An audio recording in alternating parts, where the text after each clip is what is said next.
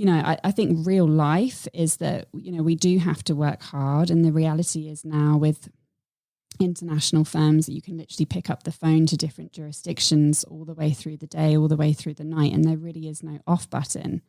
Particularly, in light of everything going on now with home-based working and accessibility to emails and Zoom calls and whatever it is, you can't really get away. But I absolutely encourage people to just put a pause and take a step back and just ask, if this is where they want to be. Welcome to the Yoga Den. Are you a stressed out cog in the corporate wheel? Do you find yourself asking, what am I doing and why am I doing it? Then the Yoga Den is the place for you. I'm your host, Ryan Spence, aka the BigLaw Dropout, writer, yoga teacher, and your guide on the path to well-being through yoga. Yoga helped me find my purpose, change my mindset and my life. And in this podcast, I'll share how to live a life of intention, not reaction. Each week, I'll be talking to a variety of guests, uncovering pearls of wisdom to help you figure out if where you're heading is where you really want to go. I won't find your purpose for you, but I'll help you plan the route. So sit back and grab a drink. I've been expecting you. Hello, and welcome to episode 5 of the Yoga Den podcast. This week, I'm joined by fellow BigLaw dropout, Katre. Kim is an ex-BigLaw lawyer who, like myself, has worked in both London and in Singapore, where she's now based. Now a yoga teacher and founder of Together Yoga SG, Kim has a regular schedule of classes at one of the studios here in Singapore, where she's built up quite a following. I really love this conversation. It was great to go back and forth with somebody on the issues around BigLaw, but I think that anyone out there will really get a lot from this because the issues are universal. We talk about things such as the lack of autonomy in BigLaw, the stress and anxiety and how that led Kim to yoga, and about connecting with your inner child.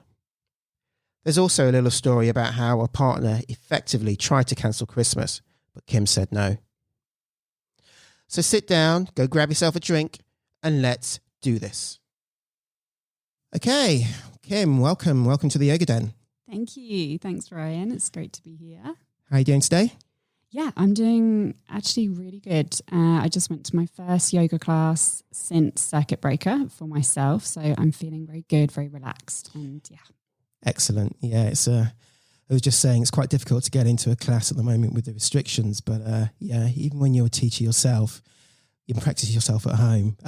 Sometimes just going to a class is quite nice. It is. Yeah, it's nice to be back in the studio environment. And I think that thankfully, in Singapore, places are opening up and there's enough mats for everyone to kind of come back into the studio. So they're still offering the kind of Zoom, online stuff, but it is nice to be back with real people. Yes, in real life. Exactly. No more virtual. Yes. Cool. So what's interesting is we've both made the switch from BigLaw to yoga. And in fact, we were in the same building for a period of time in our respective firms. Mm-hmm. How long were you a lawyer for, and how long has it been since you escaped?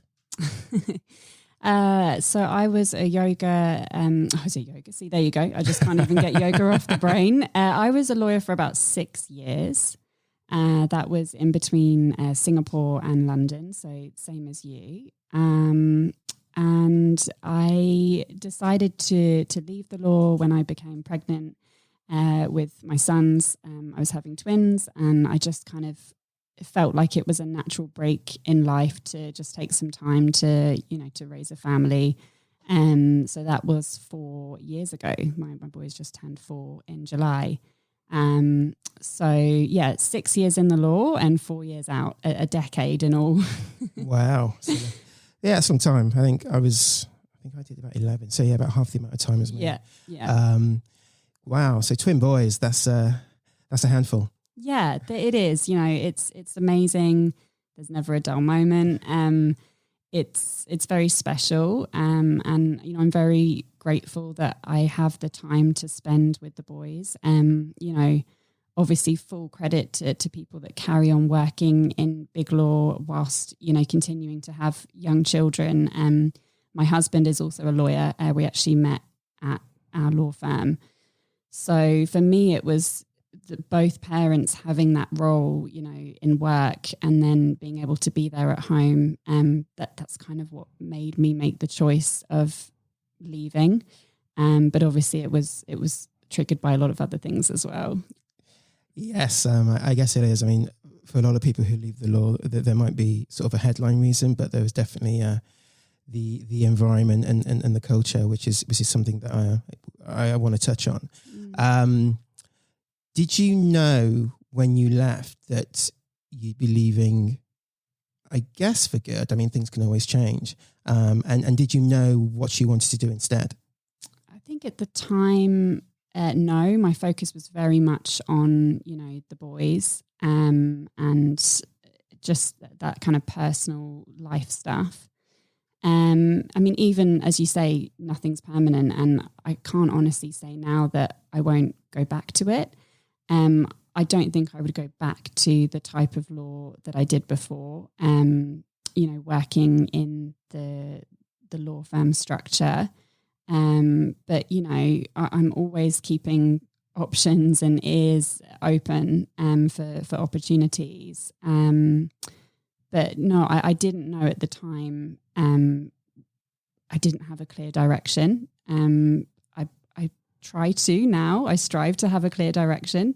But it's I wouldn't want to say that it's kind of the end, and that's something that I'd never want to go back to. I mean, obviously I have a huge respect for the industry, and I worked very hard to get to where I was in that role. It was a lot of years of education, a lot of money, a lot of time, a lot of effort. So, obviously you want to live your life kind of being able to honor that, at the same time as just trying to make the right decisions for your personal life as well. So it's all a big kind of balancing act, isn't it? Yeah, balance is definitely a big thing. And as you said there, you spend a lot of time working towards getting into the firm, getting into the right firm for you, and progressing. And there's good things about being there, but as you touched on earlier, there are certainly issues that can affect your well-being and also affect your view as to what you thought you were getting into. Do you want to expand a little bit more on that? Yeah, I mean, I think that the way that the traditional law firm operates, especially when you're operating at the top level, you're talking about the top 5 to 10 law firms in the world. There is a certain expectation. That expectation obviously comes through the fact that clients are paying big bucks. So they expect you to give everything. And obviously, the pressure directly comes down from the clients to the partners, and it feeds down, obviously, to the senior associates, the associates, the juniors, the trainees. So when you're kind of at the bottom of that pile, it's very hard to see the bigger picture. Mm-hmm. You don't even know the bigger picture. You don't know what the areas are that we're kind of focusing on as a firm, and so I think that you can feel a little bit lost. And I think, like anything in life, if you want to be at the top of your game, you've got to work hard. You have to. So it's not so much about the having to work hard and having to put in the hard graft, because, you have to if you want to be successful and to get somewhere. The more you put in, the more you put out with anything.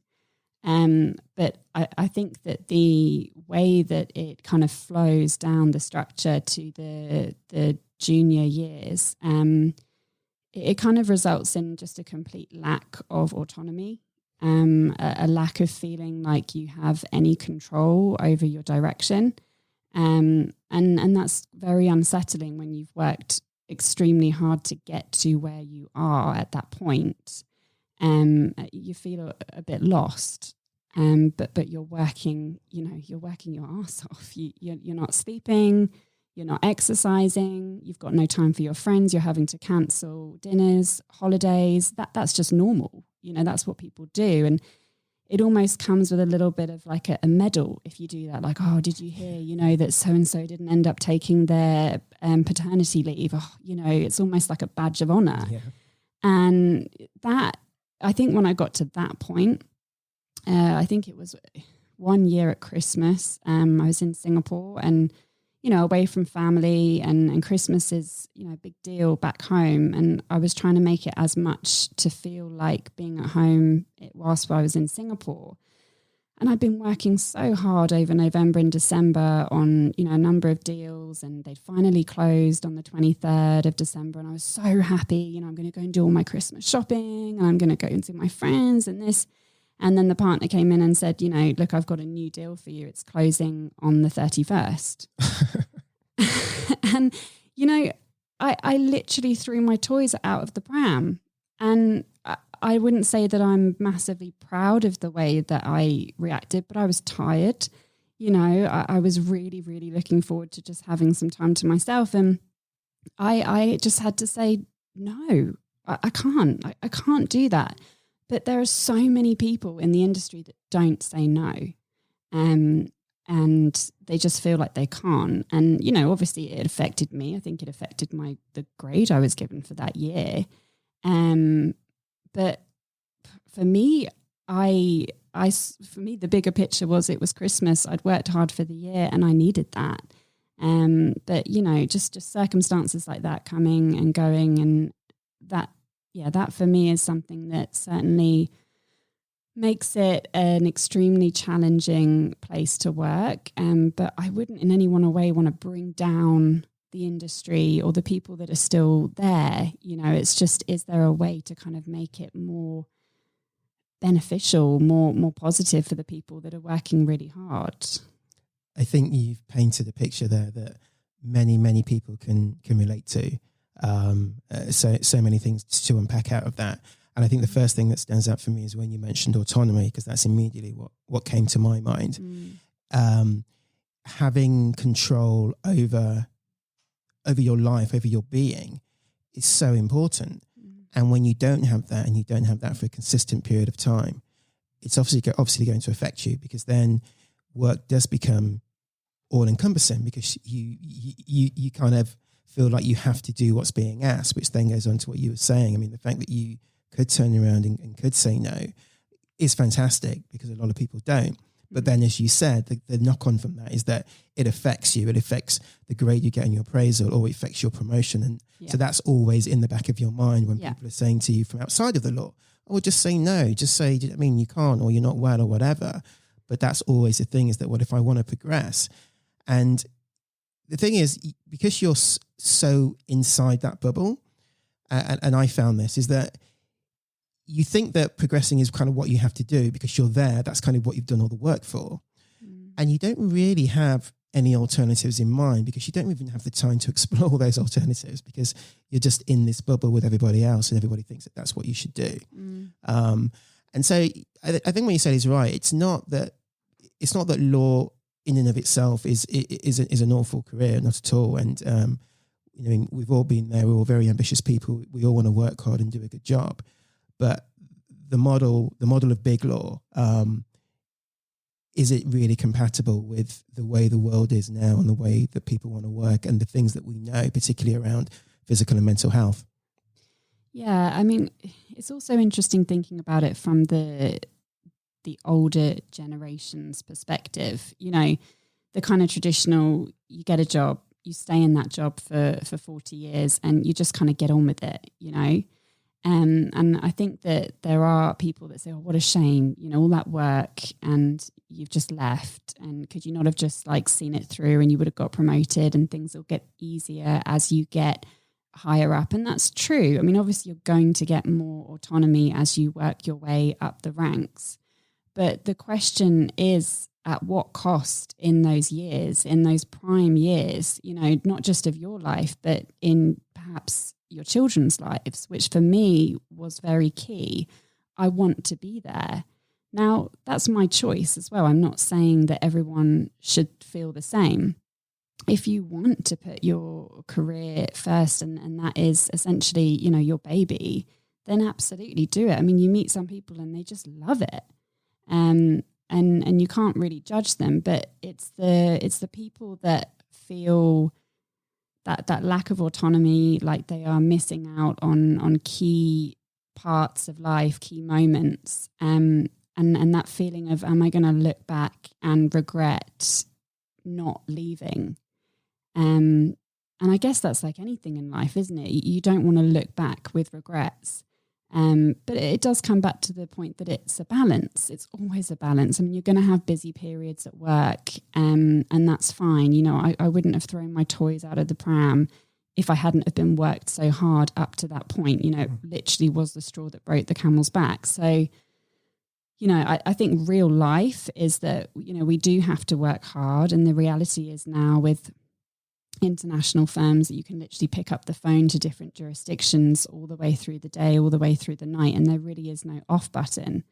Particularly, you know, in light of everything going on now with home-based working and accessibility to emails and Zoom calls and whatever it is, you can't really get away. But I absolutely encourage people to just put a pause and take a step back and just ask, you know, if this is where they want to be and if it's making them happy. And if it is, amazing. You know, I'd be so happy for the person that finds that kind of fulfillment.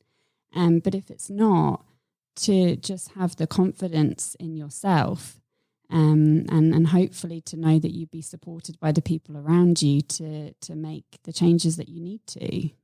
Yeah, I think that's so true.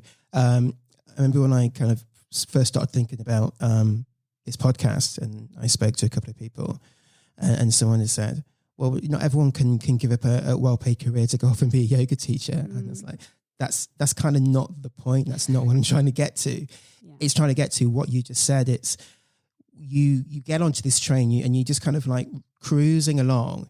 I mean, each year you're a year more qualified, you get paid a little bit more, you're a little bit more senior. And then before you know it, 5 years have gone by, 6 years have gone by. And it's just taking those periodic moments out. And I always used to say this to junior lawyers who came to speak to me is every sort of a couple of times a year, just take a step back and just think, am I enjoying this? Is this where I want to be? Is it taking me where I want to get to? And that's really all that you want people to do, because if you know that this is what you want to do, then one, you can work accordingly to kind of like keep you on the path that you want. But also you can also think strategically about how you can kind of take a little bit more control of your direction, as opposed to just kind of being dragged along by, I mean, whichever sort of deal comes in at what time or whichever partner wants you to do whatever. So it's that intention, I think, which is key. Yeah, and it might be the case that you say, look, you know, I'm not happy where I am, but it's about exactly taking control of the situation and saying, well, I'd like to do more deals in that area, or I'd like to work more with this partner, or, you know, it would mean a lot to me if the hours could just be slightly shifted around like this. Yeah. And having the confidence to speak to your, you know, the partner or the senior in your team and say that, because at the end of the day, we can't all point fingers, you know, it's your fault that I was unhappy. Well, we have to take responsibility for ourselves. Yeah. And absolutely, if you can find a direction in the law, you know, that keeps you happy, which is something that I still believe I might find. You know, I have visions of working perhaps more in an in-house type role for a company that I truly believe in the ethos of, but helping them with legal functions, because that's my background, that's my training, that's my education. Yeah. You know, and I think the perfect job is out there for everyone, but no one's going to come and serve it to you on a plate. You've really got to delve deep and kind of learn about what makes you happy. Yeah. Yeah, you've got to do the work. Absolutely. And I'm going to come back to law a little bit later because I really want to talk a bit about corporate wellness. There's been a couple of things that have come up this week which have been quite interesting. But before we do that, let's go to the yoga. So what's your yoga journey? What brought you to your first class? Stress at work. Oh, a common answer. Yeah. You know, I was working in Singapore and I just really needed something to release the stress and the anxiety that I felt.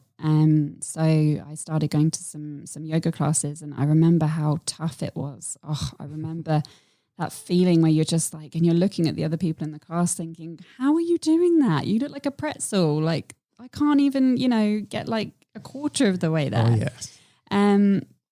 But I loved it. I loved the way that I felt after every class. I really looked up to the teachers when I left. And I think after having the boys, it's really how I refound my fitness and my strength. I started going back to yoga classes after having the twins, and just loved it. I absolutely loved it.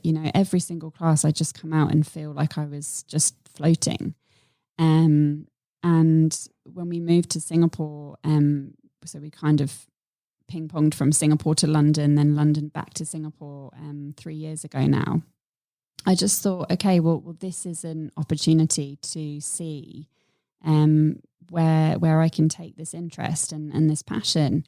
Obviously, I would have loved to have gone and done a teacher training in India for 3 weeks. Yes, wouldn't we all? Yeah, maybe 10 years ago. But, having the boys and having to work around that, I found a teacher training program in Singapore that I could do pretty much in working hours.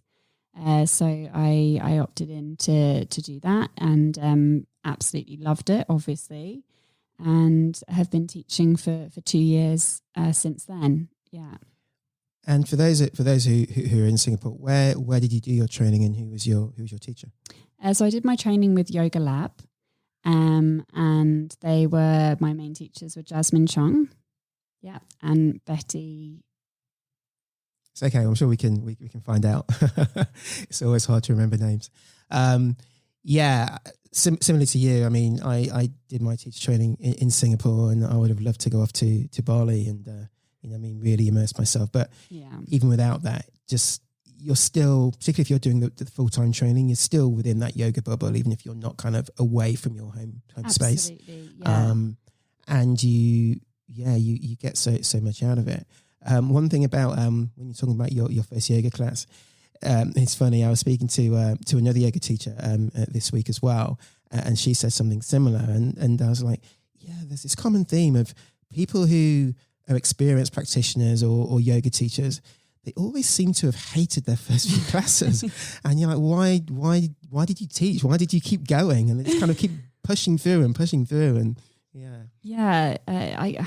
I don't know. I see it's just that memory of that first class and just really feeling like you came through, you survived, you made it. And it's a nice feeling. And I think as well that the reason that I enjoy the teaching so much now is I love seeing that accomplishment for other people, the people that are still in these jobs, or they've got young kids, or they're just so busy, or maybe dealing with a lot of stuff and personal issues, and they come to class and you just feel like you can give them what that teacher gave to you. Mm-hmm.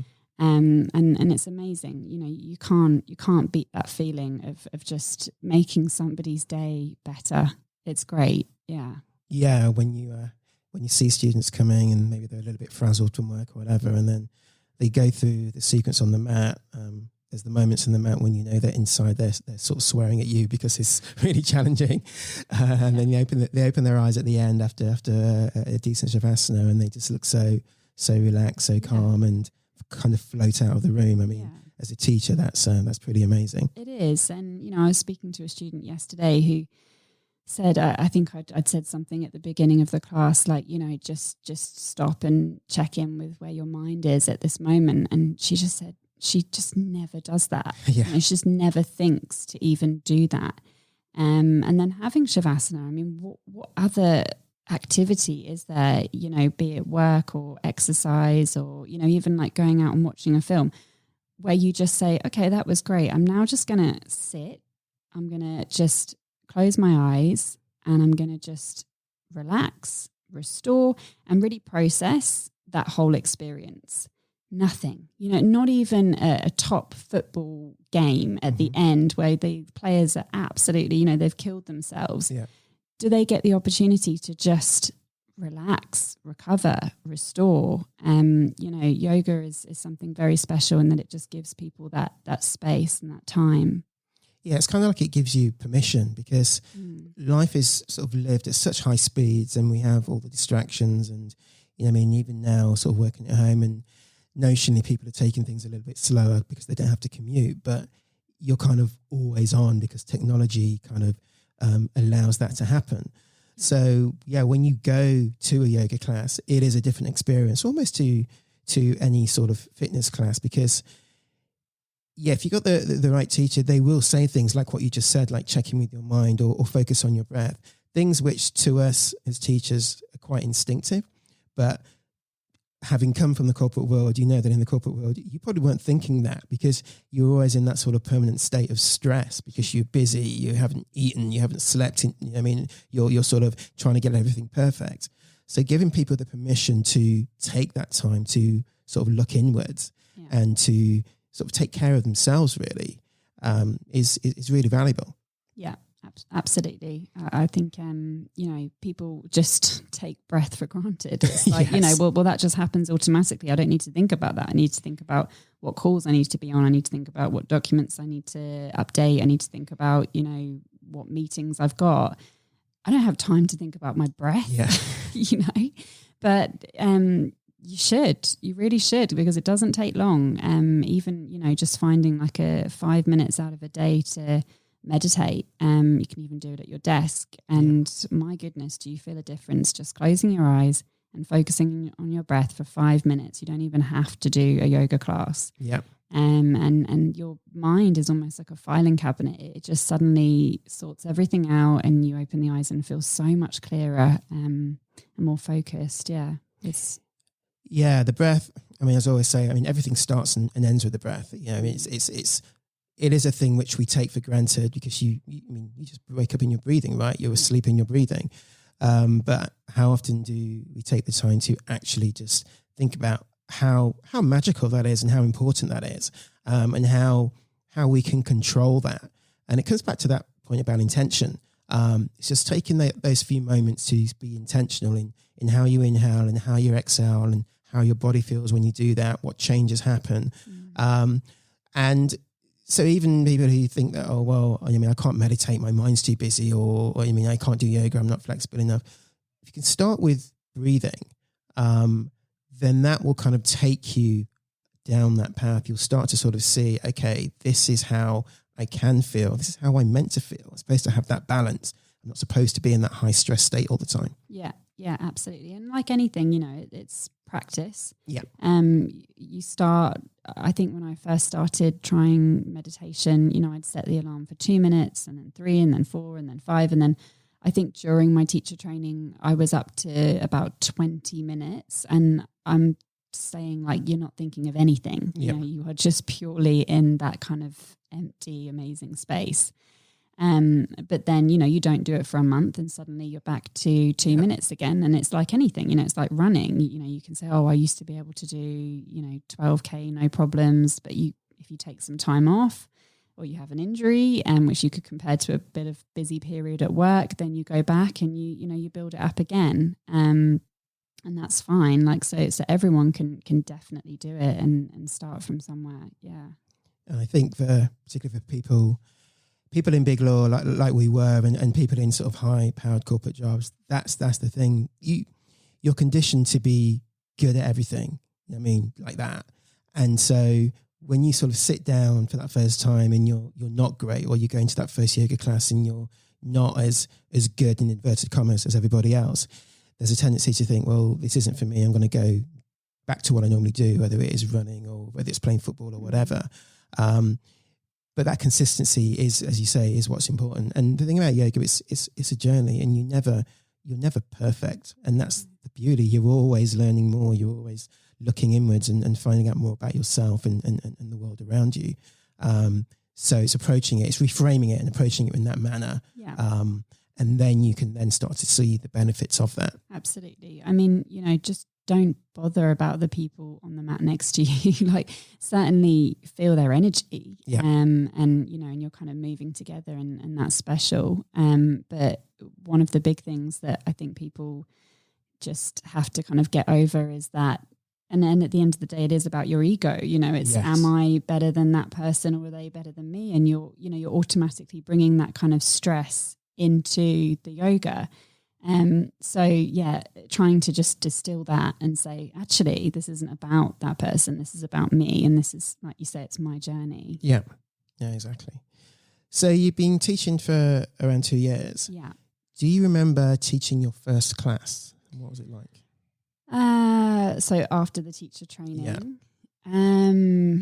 yes, I do.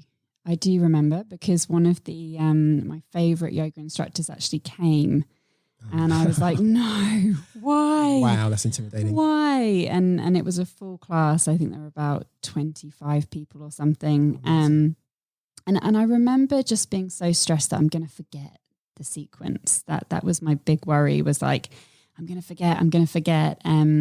But, you know, it's like anything, I did it, and it, you know, wasn't perfect. But I was pretty proud of myself. And the great thing is that although it was awful that my teacher was there doing the class, at the end, he could give me some really, really helpful, constructive feedback. And you grow with it, you know, again, like anything, very much the teaching is very much like your yoga practice. And the more you do it, suddenly you realize actually you don't even need to have a sequence plan. Sometimes you go in and you just kind of feel what people want and what they need, or you have a talk to people, and depending on injuries, the class might take a completely different direction to what you'd planned. So yeah, if I look back to that class, I've come on a long way since then. And I'm very grateful for having the opportunity to teach so much over the past 2 years. Yeah, it's been busy. You know, I sometimes look at the calendar and I think, you know, God, that's a lot. You know, especially if you're teaching kind of any powerful or vinyasa type yoga styles, you want to obviously be demoing. So, you know, your body is physically doing these movements every day. But I have to say that even if at the start of the morning, you know, when I'm up and it's dark, and because somebody wants a session before they start work, and I think, oh, I'm feeling a bit tired, and, you know, I've got so much in the diary, and every time I finish the class, I just think, that was amazing. I love it. Yeah, and I never expected that, because you hear a lot about yoga teachers and burnout, and as you say, because you're doing a lot of classes and you're told it takes on your body. But the times when I've been really tired and I'm going to teach a class, I'm like, oh, I'm so tired, I'm not sure if I can do this. Yeah, as you say, without a doubt, every single time at the end, I feel more energized. And it's that the energy from the students in the room, and there's not necessarily lots of people, but it's just the energy that they're giving off, and the fact that you're holding space to allow these people that time and that permission, as we said before, to just be with themselves and be present. It really gives you a lot. Yeah, and I think you're probably more in line with where their mental state is at that point. Exactly. You know, the reason they're coming to yoga is because they are tired and they've got loads on, and they just need some time to themselves. And actually, those can be the classes, you know, where you feel the least planned, and you know, you feel the most tired, where you really do connect with the students, because the truth is that's how most people feel most of the time. Exactly. Particularly the people that come from our former world. So Yes. So you set up a company, Together Yoga SG, which is good and different in the fact that for a lot of yogis, yoga practitioners tend to use their name, and you haven't done that. What was the story behind the name, and what would you say is the ethos behind the company?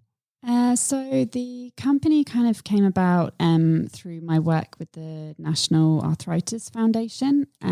So I started working with that charity, and it's one of the oldest charities in Singapore. Okay. So yeah, they really needed a corporate name. You know, they didn't just want a yoga teacher's name. So right. It was something quite as simple as that. In terms of choosing the name, I mean, I think yoga just brings people together in any scenario, you know, whether, and certainly through circuit breaker, doing the classes via Zoom and just seeing the connection that it was able to build between people in different countries on different time zones. You know, I just love that feeling of togetherness. And even if you're practicing by yourself, you still feel that kind of presence. You just feel like a deeper meaning. And, you know, I think the Sanskrit meaning of the word yoga is, you know, to bind, to yoke, to unionize, which is very much about bringing things together. So, you know, for me, it's quite an important word. My mum hated it because she said together yoga. She's an English teacher. And she said, together yoga, it doesn't actually make grammatical sense. I was like, never mind that. So, you know, but now I love playing with words as well. And I've just finished my prenatal, postnatal and kids yoga teacher training. And I was just looking at the word the other day and I was like, oh, it actually says to get her. And I was like, right, okay, I've got to do something with that. So yeah, but it came about from a very simple reason of just having to have a corporate name in order to do work with the charity. Okay. Yeah. And how was your work with the charity? I mean, you're obviously used to teaching your traditional studio classes. What was different about teaching with the charity, and what did you get out of that? Yeah, so the charity were amazing. They actually created a studio type room in their event hall. So, you know, they bought all the yoga mats and the straps and the blocks. And then members of the charity were invited to come and try yoga out. And, you know, it could be for people that had arthritis, whether it was rheumatoid or osteo, or just people that were generally maybe family members of those, or people that had a general connection with the charity. So yeah, I worked very closely with them up until circuit breaker, to be honest. And then when that happened, you know, they obviously have people that are you know, high risk, and so we're not continuing the in-person classes at this present moment. But you know, the time that I had with them was very special, and they would always invite me to these, you know, big functions, because obviously the charity world in Singapore, you know, is amazing. It's a very dynamic and open community, and I got to kind of go to lots of trainings on different types of arthritis, different types of you know, stretching and joint movements that you can do to try and, you know, ease the burden on the person that has it. Okay. And you'd mentioned earlier that you had just finished your prenatal and your kids yoga. Yeah. What made you want to do those additional trainings? I think that I knew that I wanted to obviously continue to learn and to develop my skills within yoga. And I'd done kind of the odd training here and there, as I say, on kind of anatomy and joints. And I mean, honestly, I think the circuit breaker happened and it was like, right, okay, I keep saying I'm going to do some more training, but now I really have no excuse. And to me, you know, prenatal really resonates, obviously, not just because I've been pregnant, but I just think it's like an incredible journey. And it's also a time that people can feel quite stressed, you know, and anxious and apprehensive. And there's a lot of changes going on in the body. So to try and make that experience for the women, you know, as positive, and if they can come out with this, you know, this deep connection with their baby even before they've met them. And obviously, you know, using the breath, you can go into kind of how to use that during labor even. So, you know, it's a really interesting, and that kind of led naturally to the postnatal stuff, because, you know, they say like, what is technically a postnatal body? And well, you've always got it, you know, after you've had that child, that's it. And you speak to women and it's, you know, hips, back issues, SPD, shoulders from just, you know, breastfeeding on one side, and aches and pains in the neck. And they just kind of accept that that's normal. Yeah. And they just say, I'm really inflexible, I can't do yoga. So it's really lovely to kind of have a space for those women and to really focus on the parts of the body that, they need that attention. Yeah. Yes, it sounds like there's a real focus on healing as well. Yeah. I think a lot of focus is put on yoga as, I don't know, as fitness or this sort of glamorous thing that only certain people can do. But actually, the benefits are universal, and it can very much be a healing process for a lot of people. Yeah, and also I think that people think prenatal yoga like they almost think of it like it must be a type of yin, and it is. It's restorative, it's relaxing, but also it is hard work. I mean, you are building up the leg muscles in the women so that they can withstand the weight, so that they stop shifting weight into their toes, because that's what causes all the issues, Right. when the belly's growing and then the back starts to get weak, and then that's really where it all spurs on from. So it's hard work. I invite people to come to a prenatal yoga class and they will be shocked because it's a lot of standing poses. It's a lot of hip openers. It's a lot of chest openers. And I think that's great. As you say, it's not about fitness, but certainly functional movement, and trying to make sure that, risk of injury or risk of long-term issues for people is just, it's not as present, and hopefully just means that people can move more freely, and not have these aches and pains so much. Yeah, I had a conversation with another guest earlier this week who's also very much focused on the post and prenatal path. And an interesting point that she made is that women have been given birth for thousands of years, and it's just a natural thing that they do. But in the Western world, they're treated very much as being very delicate. It's very medicalized. It's like, okay, you're pregnant, you shouldn't do this, you shouldn't do that. But actually, I mean, you can be at your strongest at that point if you're just given the sort of the space and the direction, the freedom to do that. Exactly. It should be a very empowering experience. Unfortunately, it's not for a lot of women, especially the actual birth as well. It should be as empowering as possible. It shouldn't feel like a medical procedure. Obviously, sometimes, it is, and it has to be. But even within that, it comes back to the kind of autonomy point that you just want to feel in control at that moment. And a lot of the time, that kind of that strength and that power is taken away. So yoga is a nice way to kind of try and give that back. Yeah, perfectly.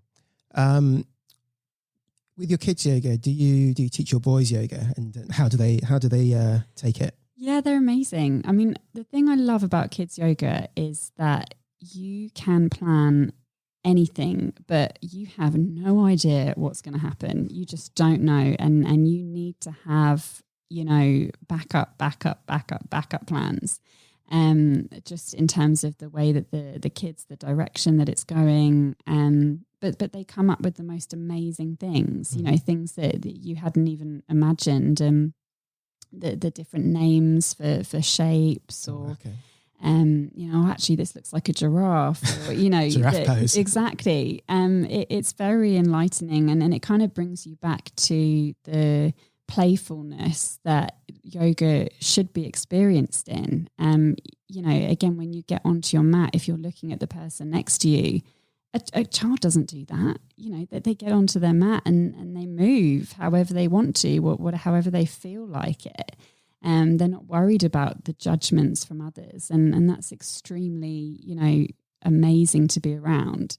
And so, I do teach the boys. I tried a couple of weeks ago for the first time, and it's not easy. They're 2 4-year-olds. Like, they don't follow instructions all the time, and as I say, things take a different direction sometimes. But a lot of the time, that's about me, learning to go with the flow. So they'd probably teach me more. It's a very interesting new area. I love coming up with the themes for the classes, like, underwater theme, or we're going on a trip to the zoo, or stuff like this. So there's lots of things to play around with. And the mental health of kids, I think a lot of the time people think, well, kids don't get stressed. How can they? They experience stress in the same way that adults do. So, they need this time. School is hard, and all this virus stuff, the kids are just hearing that word being thrown around, and wash your hands and wear your mask and, be careful of the virus. And that takes its toll. So I think that the meditation time and the breathing for children is just as important. They really do need that time as much as adults do. Oh yeah, definitely. I just started my kids yoga training as well, and for similar reasons. I have two boys as well, nearly 3 and 5.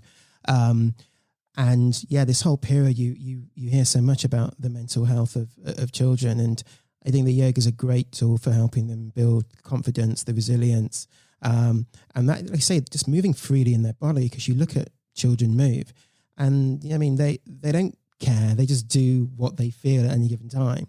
And at some point, we seem to lose that. And one of the things I'm trying to encourage people is to kind of look back, look at your inner child. So leave the inhibitions behind, leave the limitations behind, and think about when you were a child, like, what did you want to do? How did you want to be?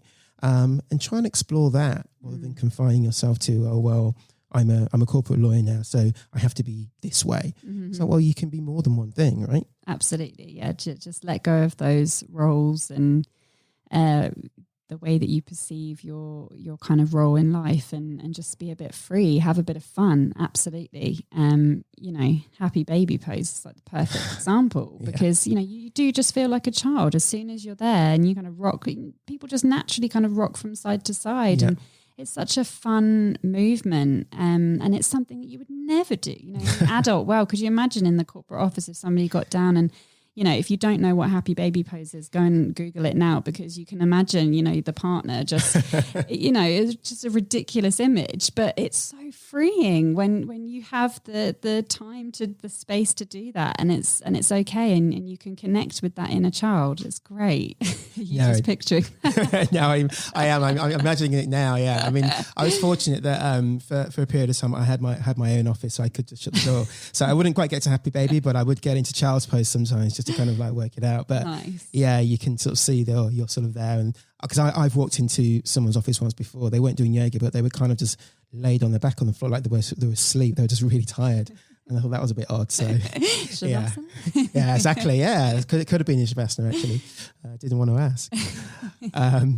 So one thing which is, I guess it's not really a recent thing. There's always a back and forth, and as I've spoken with a couple of people about it this week, I'd be interested to get your take. Is yoga teachers and social media, and how as yoga teachers we use social media, how active we are, and what we do on there. What's your view? You're not someone who is literally posting photos every day of fantastic poses on the beach or anything. So is that a deliberate thing, or do you have a... I don't know. I guess I'm in the same space as everyone right now with social media.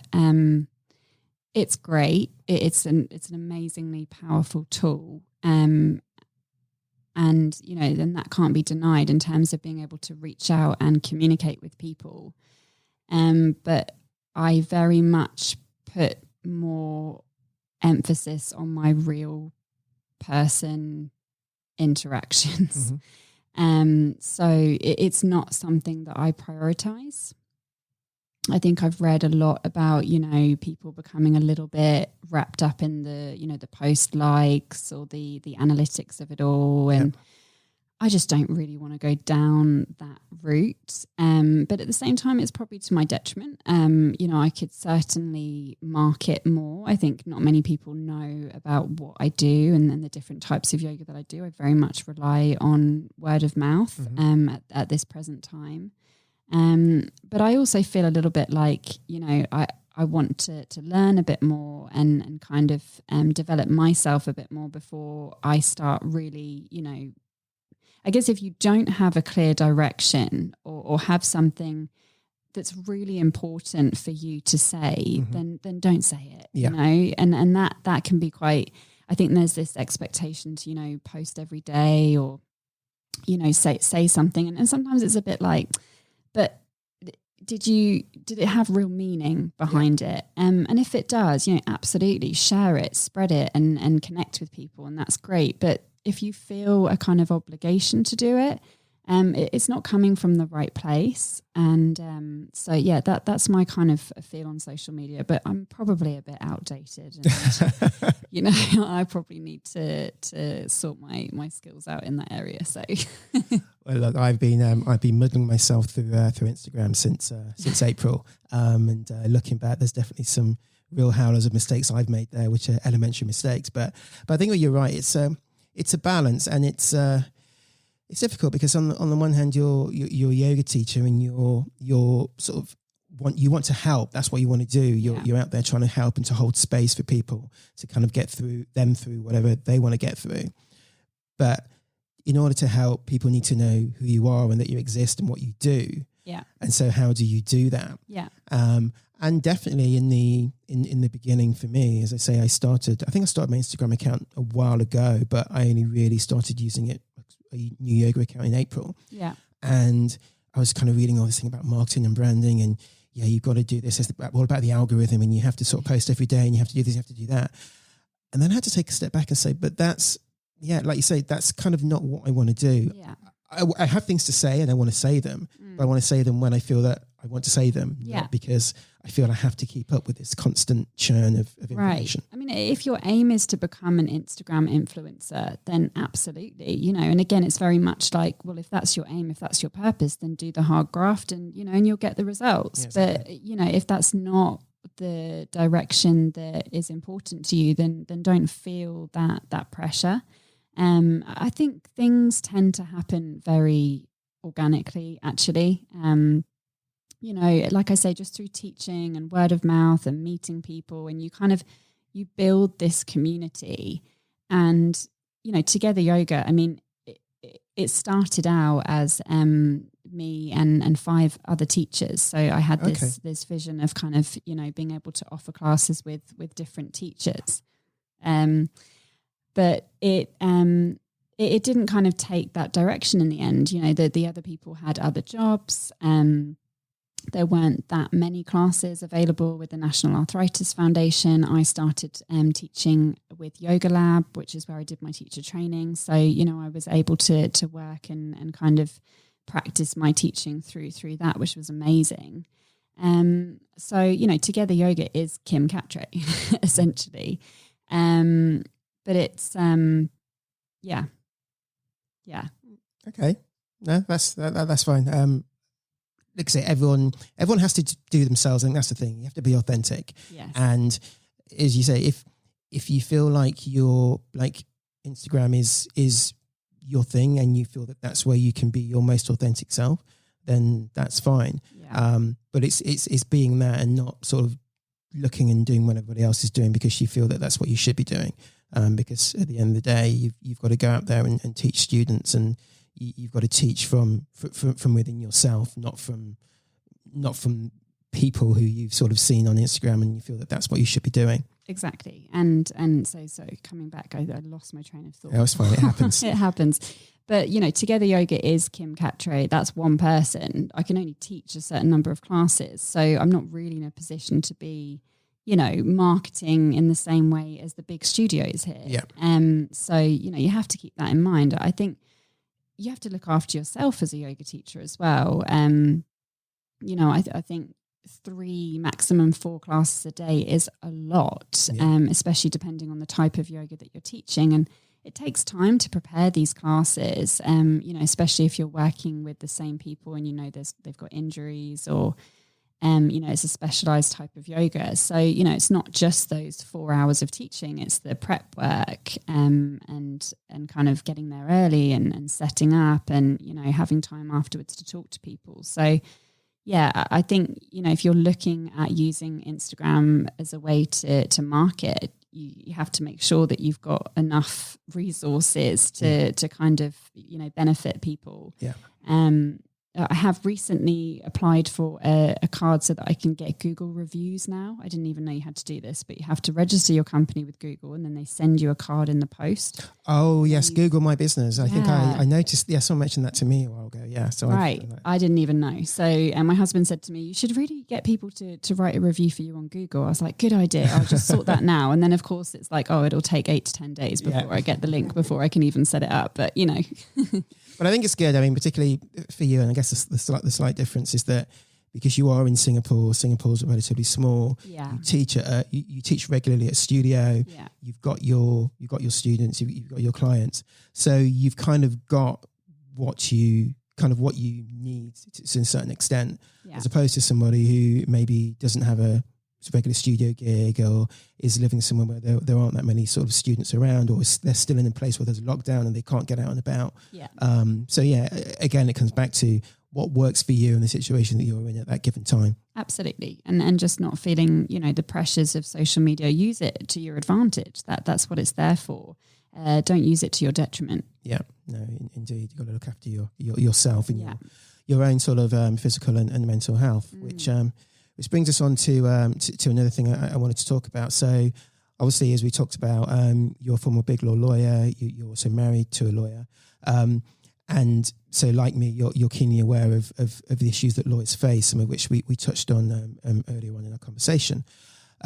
What do you think law firms and companies can do to better support their employees, particularly in the current situation where we talked about there always being on culture, even though we're working from home and not having the commute, there is still this expectation that, you're effectively on call for a lot of people. Yeah. I mean, I think, corporate wellness programs are great, and they're everywhere. And, you'd have the kind of like Green Mental Health Awareness Week. But it sometimes can feel like it's just a tick in the box and it's a kind of removal of liability. So I guess it's just trying to really, be honest as a company.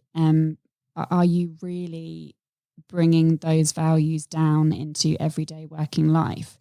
It's not just about 1 week, it's every day.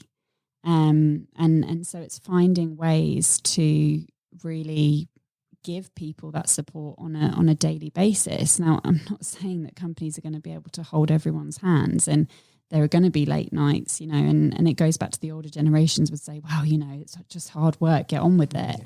But there was no recognition of mental health, 50 years ago. So I think that, I'm happy that it's something that's out there and it's recognized as extremely important. And I think now it's about trying to translate this kind of wider wishy-washy stuff into actually more applied techniques that help people. So just for instance, having a catch-up meeting with someone to just see how they're getting on and to not actually talk about work, but just to see, what's going on in your life, because people might have, lost loved ones, or especially right now, there's so much going on, so much stress that people are taking on. And a lot of the time in the workplace, you don't feel like it's appropriate to talk about that. And so a lot of it's just not even known. And if you don't know as a boss, how can you make that person's life better? Because, it's the unknown. So it's definitely a two-way street. I think that it is about, companies giving the opportunities for people to talk about how they're doing, especially if they're not doing okay. But people also have to get better at talking and being honest and just kind of opening up and not seeing that as a weakness. Yeah. I think that there was definitely that thing of from people who are more senior that, well, this is how it was for me, and so what are you complaining about? Not necessarily recognizing that times have changed. And there was also the thing where it's been talked about. There's now a conversation, which is great. But like with so many things, the conversation is kind of the starting point. the conversation and the sticker and the program, is all well and good, but is there really that support for it? Is somebody who kind of leaves at 6 o'clock to go to a yoga class that's paid for by the firm going to be looked at as someone who's not committed to their job? Because that happens. I mean, those conversations are had, and it may not be said to the individual, but there are definitely people who are kind of keeping that eye out and sort of talking behind your back, and I've seen it. So there needs to be support. And it works both ways, because I think sometimes you have people in managerial positions that would absolutely celebrate that. Yeah. But people are worried about how it will be perceived. Yeah. So I guess it's just about getting a little bit of an open discussion going in terms of, this is okay, but obviously don't take the mick, and that's the other problem, that when companies start to say, of course we want to support you, and if you want to go, to an exercise class and take some time for yourself. Well, if someone goes off down the pub, for 3-4 hours and comes back and isn't able to do their job, it's very hard then, to find that line. So I think that the more that the actual discussions on a day-to-day basis, what does it mean to look after your mental health for you? And it's a very personalized approach. What works for one person might not work for another. Like, some people work better in the mornings, some people work better at night. I think it's about kind of, I think that people in the law firm context, in partner roles, should probably be aware of, on an individual basis, how their team are doing at work and outside of work.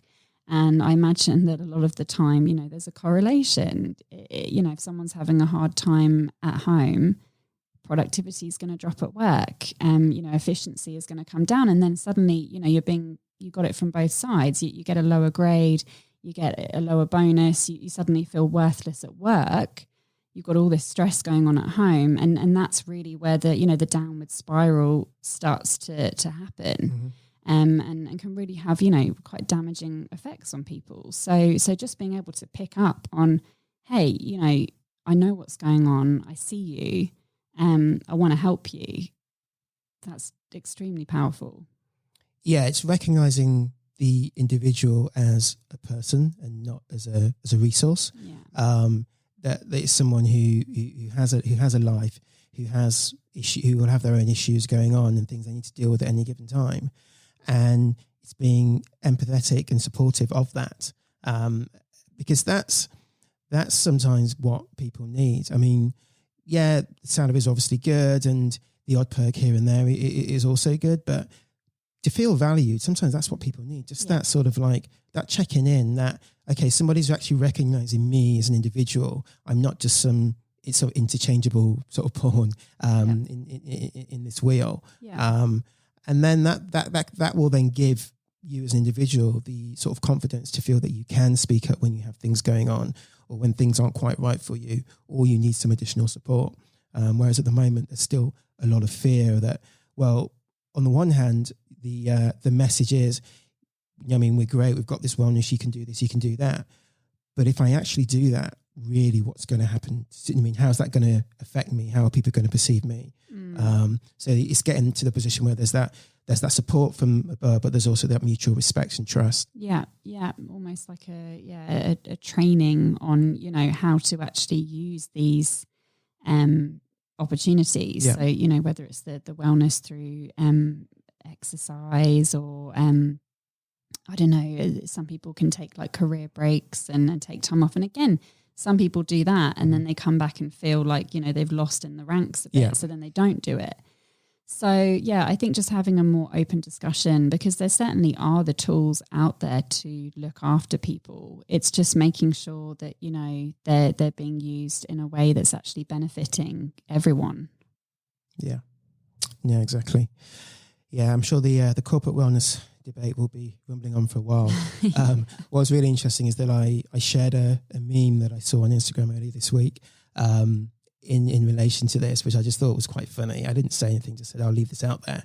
And I was amazed by the number of people that replied back to me in that story, just either saying, yep, I recognize that, or just with a laughing emoji or whatever. So obviously there is a big thing out there that employees don't necessarily always feel that that the wellness support that's being offered is necessarily a real offer, should I say? Yeah. So, and it kind of becomes a bit of an elephant in the room. Exactly. Yeah. So the people who are listening in, obviously, some of them will be listening and have been in the position that you were in and that I was in. Some of them may think that, I do like being a lawyer, but there's this aspect that I don't, or may actually be thinking, well, I don't, but what else can I do? What 3 sort of tips or pieces of advice would you give as someone who's sort of been in that position? I think just taking some time to stop, like really stop, and sit back a bit, and just see if you're really happy. And then depending on that, the next piece of advice would be, well, if you are, then stay there. But you're going to need to make some changes in terms of, what's stressing you out. But if you're really not happy where you are at work, then, obviously you have to do your research and you have to see what alternatives there are, because, at the end of the day, it sounds great, give up the law and, become a yoga teacher, but it's hard work. And, and it's not big money. And, there are some very big realities with that kind of choice. And so sometimes when you get to that junction, you say, well, actually, I prefer the stability and having the direction of the career in law, even though I know that it comes at a sacrifice of maybe being able to do something that I'm passionate with. And I guess just, talk to other people, just talk. Don't think that you're alone. Talk to others, get their feedback, see what they think. A lot of the time it can surprise you, how much others can help you when you feel like you're at this junction in life, and it shouldn't be something that's bottled up and seen as a problem. It's just something to kind of sit back, take a look at, assess, and see if you can see if you want to make a change, and if you do, then make it. Sound advice. Yeah, take a step, have a think, and assess the situation. Don't just kind of rumble along from day to day without any direction, because that is a sure recipe to unhappiness and to burnout as well. Yeah, for sure. So with your yoga, obviously we talked about you kicked off with the National Arthritis Foundation. You now doing your post in your prenatal. You're doing kids yoga. Would you say that you found your purpose? And how would you define that if you have? Yeah, I think I have. I mean, for me, it was about just sharing this love of yoga that I found and sharing that with others. And so on a daily basis, I get to do that. And I get to do that and also just really enjoy it whilst I'm doing it. So, certainly in that sense, I feel that I've found my purpose, but I think we have a lot of purposes. I don't think there's one single purpose. We're all balancing or spinning a lot of plates, whatever the saying is. We've all got a lot going on. And I think that you constantly have to reevaluate, what is your purpose. My children are young now, so I want to have time to be there for nursery pickup, to spend time with them in these years. But as they get older and they get their friends and they're going to be busy after school, maybe I want something that takes up a little bit more of my time, and I might want to go back to something, like law, or maybe something different. I guess to say that, you found your purpose and that's it, is just quite a stress in itself. It's like, I'm really happy teaching. I'm really happy sharing yoga with others. And for me, that is, that's good enough right now. And with each day, come kind of new challenges and new questions. But yeah. Yeah, I think you're right. We are always changing and we are always evolving. And if we're not growing, then we're sort of we're regressing. So it's fine. I think you want to have an idea. You want to have an idea, and even if it's for now, like, okay, this is what I'm working towards for now, but also be flexible enough to adjust and adapt if that isn't working for you, if it isn't serving you for whatever situation, because circumstances change. I mean, just look at this year, for example. You have all the plans in the world, and for a lot of people, it's been one of their worst years. Yeah. For other people, it's been their best years.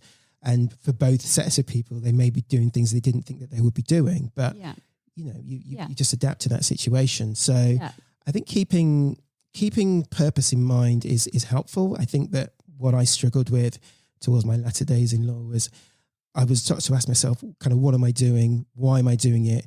Kind of, what is the purpose for what I'm doing? And I couldn't find one. When I did find one, in terms of what I'm doing now, I just found that I was a lot more energized, there's a lot more energy, and I had a clearer vision of where I wanted to go. Yeah. Will that still be my purpose in 5 years? I don't know. I don't know where it will take me, but by having a goal now, at least I'm going along the right road, and if there's a turn that says that kind of makes sense to me, take that turn. But absolutely. Yeah. You want to have direction, but you also want to have the flexibility to, as in yoga, we say, go with the flow. Yeah.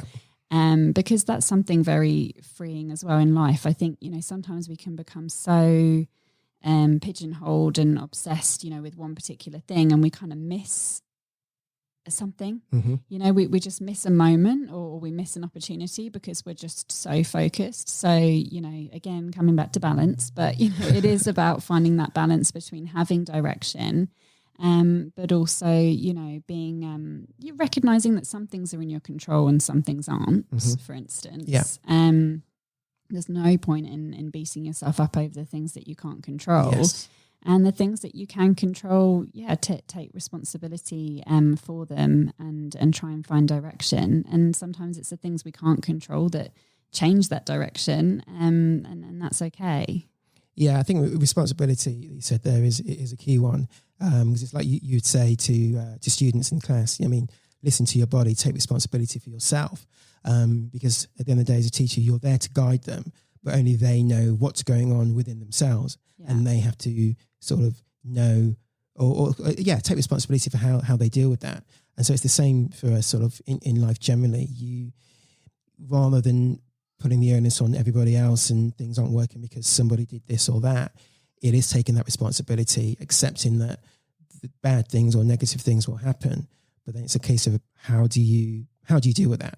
How do you reframe that? How do you how do you move on from that? Yeah, and as you know, yoga teaches us a lot about how to deal with this stuff. Your yamas and niyamas, and how you deal with things internally, how you deal with the outside world. Even just something as simple as just listening. How do you listen to someone? Do you listen, but you're preparing what you're going to say before they've replied? And it's something that everyone does.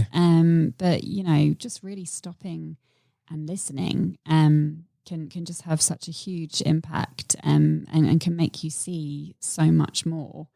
We can all strive to be, perfect. Nobody is perfect.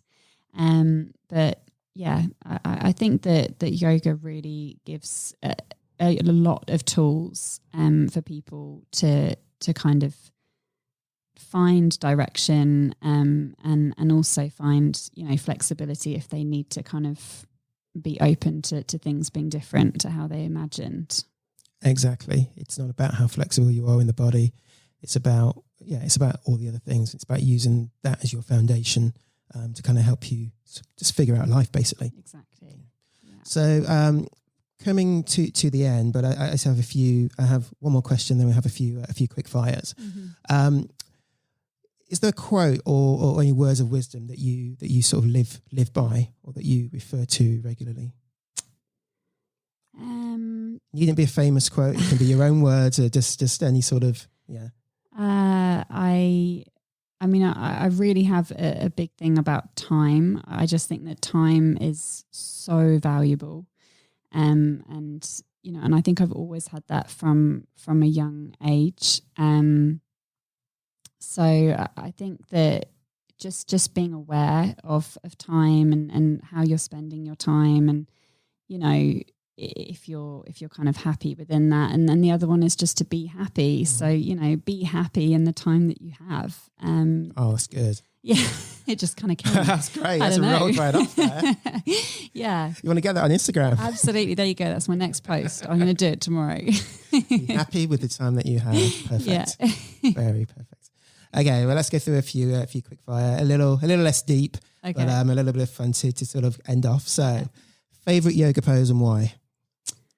Ooh, okay.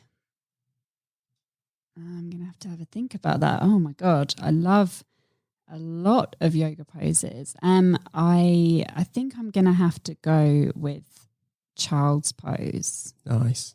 Yeah. It's the great way to start a class. It's a great way to end a class. It's a great way to counter pose a tricky pose. It's a great way to just catch your breath. It's quite a humbling pose, to be in. And I always find when a class turns up and, there's different egos going on, and there's some people that are, more progressed in their practice, and you put everyone in child's pose and it just brings it all back down to the same level. Yeah. Yeah, big fan of child's pose. And I'm really pleased that you didn't say Shavasana, because that's what's been said so far. So it's good to have something else thrown in the mix. That might have been my second. Perfect. Zoom class or live class? Live. Yeah. Oh, live. I just love, and I'm very grateful that the Zoom community is still going on. I mean, I teach live classes now at Yoga Lab, and I have a headset and we're streaming it live for Zoom people as well. And that's great, to see the people there at home, and you say, hey, and you kind of have a quick chat with them, and then you turn and you look at your real people and you say, hi guys, I'm so happy to have real people in here. the room, yeah. The energy, you just can't replace that really. Yeah. Okay. For books, fiction or non-fiction? Fiction. Ooh. Yeah. Any particular one you'd like to recommend, or you're reading now? I'm kind of going through like a very old kind of classics style of reading right now, influenced by my mum, as I said, who's an English teacher. So yeah, I'm reading David Copperfield right now. Oh, wow. Which is really good. I always looked at Charles Dickens and thought like, oh my God, like I think I tried to read Tale of Two Cities and I was like, no.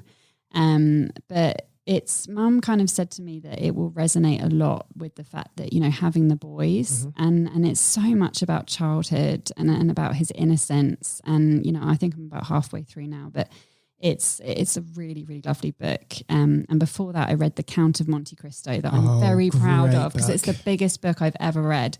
And I did it. I got through it. It was amazing. It was incredible. That's fascinating. Yeah. I've seen the film. I think I read the book once. I've seen the film numerous times. I didn't know there was a film. Yeah. I think, if I'm not mistaken, it may have been Guy Pearce who's in the film, but I can't remember. I'll try and find the link and send it to you. Yes. And then I'll put it in the show notes for anyone who hasn't seen it as well. But it's a great film, and the book is good, but very long. Oh, it's very long. and it was a real, I was speaking to my granddad a lot. He said, how far are you now? I was like, well, I've read another 200, but I've still got another 600 to go. It's a real mountain, but worth it. It's great lessons in that book. Yeah. Okay, so in your class, music or no music? Music. Yeah, interesting. There's lots of debate back and forth about whether having music in classes is the right thing or the wrong thing at the moment. I think you just do what you want to do. Yeah, I mean, look, I was teaching a class yesterday. As I say, it was split between people in the studio and people on Zoom, and there was an issue with my headset, and the mic was not picking up my voice, so I had to go to the laptop sound. So I was trying to play the music, and of course the guys on Zoom just said, we just can't hear. So I switched the music off, and there was a brief moment where I was like, I really planned that playlist, and and then it works. The movement really goes with the flow of the music. But then when that was my issue, that wasn't the student's issue. And when I kind of let that go, we had an amazing class, and it was very, it was beautiful to hear the breath in everyone, and to have that, that silence in some parts of the class. So, I love classes that don't have music, but for me, I would always choose music just because I like the way it feels to move with that kind of rhythm. Mm-hmm.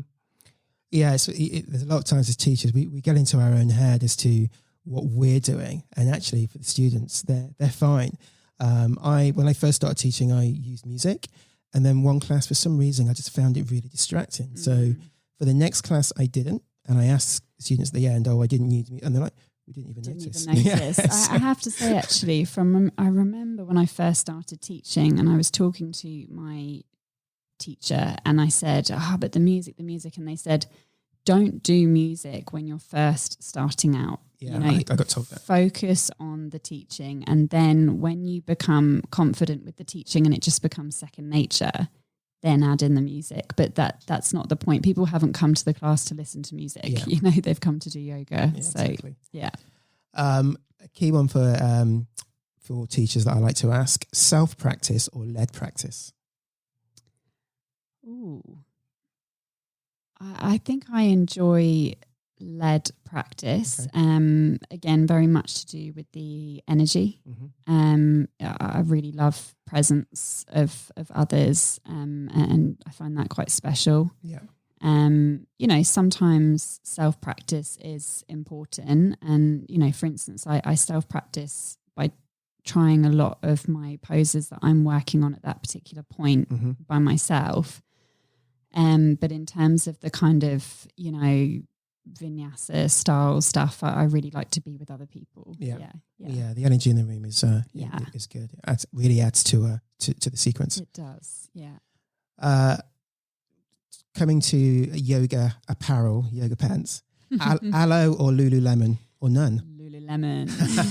That's 3. I think it's 3 for Lululemon it's so far. So good. It's so soft and it wears so well. And I sound like a salesperson, but it is really, really good yoga wear. It is. Yeah, I'm very much. I mean, I think I'm all in Lululemon today. It's kind of taken me through lockdown. So yeah, definitely. I am in Marks and Spencer's right now currently. Okay. So, I'm doing it for the UK brand. Yes. Yeah. I represent. Exactly. And what would be your dream retreat destination? Ooh, I think probably Sri Lanka. Okay. When I went there, not for yoga, but years ago, I went there with my husband. So my husband's from India, and we went to Sri Lanka for just about 4 or 5 days, and we just remember we felt so, I don't know, it was a very wholesome mm-hmm. feeling place, and I think it would be a very special place to go and to do a retreat or to do some yoga. Yeah. Cool. Yeah, I haven't been yet still, but I really like to go there. It's beautiful and the people are just so lovely. Yeah, you just kind of get off the plane and feel like you're being hugged straight away. Yeah. Yes, sounds amazing. Well, whenever we can get on the plane again, I know. Maybe we'll get there.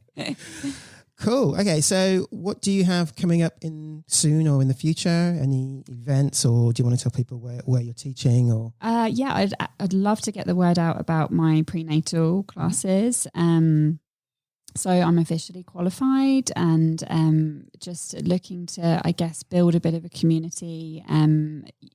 Possibly do some series work. So for women that are just in the first trimester.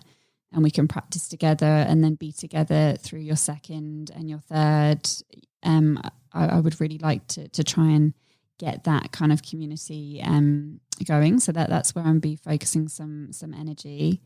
And my usual classes. So I teach Ashtanga and Vinyasa and then gentle flow and then beginner. So just the usual schedule of teaching those types of classes, and then trying to build up this presence in the prenatal community, because I think it's a very special type of yoga. So that's what I'm going to be doing in the near future. Yeah.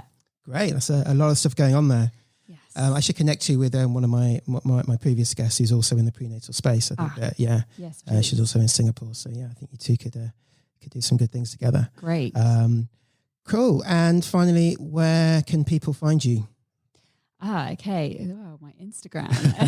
Okay. So you can find me on Google as Together Yoga. I'm on Facebook, Together Yoga SG.